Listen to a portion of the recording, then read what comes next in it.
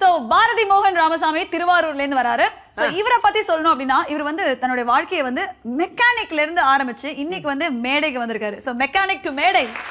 Wow, welcome Bharathi மோகன் Ramasamy. Welcome. So வணக்கம் பாரதி, எப்படி இருக்கீங்க? வணக்கம். பாரதி பின்னாடி பயப்படக்கூடாது, பாரதி அப்படின்னு சொல்லுவோம், முன்னாடி வர வேண்டாமா? நீங்க மீசையை முறுக்கிட்டு வரணும். பாரதி, உங்க லைஃப பத்தி சொல்லுங்க. மெக்கானிக் டு மேடை. நான் வந்துட்டு திருவாரூர் மாவட்டத்துலேருந்து வரேன்.